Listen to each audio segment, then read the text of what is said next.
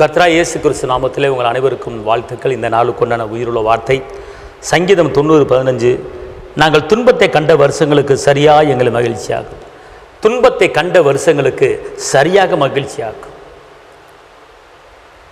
எவ்வளவு துன்பத்தை அனுபவிச்சீங்களோ அதுக்கு சரியாக மகிழ்ச்சி, எவ்வளவு விளைவினங்களை அனுபவிச்சீங்களோ அதுக்கு சரியாக சுகம், எவ்வளவு நிந்தைகளை அவமானங்களையும் நீங்கள் சகித்தீங்களோ அதுக்கு சரியாக உங்களுக்கு வெற்றியை கொடுத்து உங்களை உயர்த்தப்படுறார்.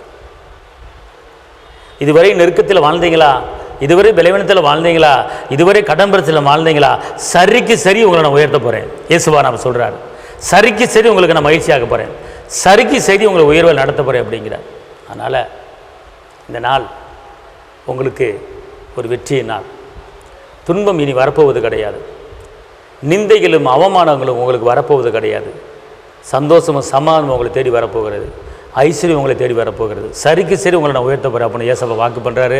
அதனால் இந்த நாள் இருந்த ஒரு ஜெயத்தின் நாள், வெற்றியின் நாள், விடுதலை நாள். கிறிஸ்துவுக்குள் எல்லாவற்றிலும் எல்லா இடங்களிலும் வெற்றி சிறக்கப்படுகிற தேவனுக்கு ஸ்தோத்திரம். கர்த்தர் உங்களுக்கு வெற்றியை கொடுத்து உயர்த்த போகிறார். உங்களுக்கு நான் செபிக்கிறேன். தாப்பனை ஏசப்பாமை நன்றி உள்ளத்தோடு துதிக்கிறேன், ஸ்தோத்திரிக்கிறேன்.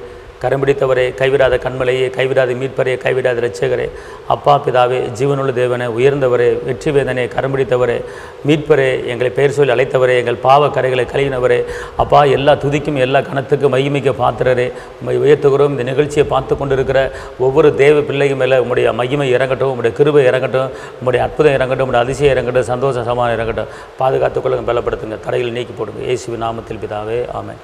கர்த்தர் உங்களை ஆசீர்வதிப்பார். தேவனுக்கு மகிமை. ஹல்லேலூயா.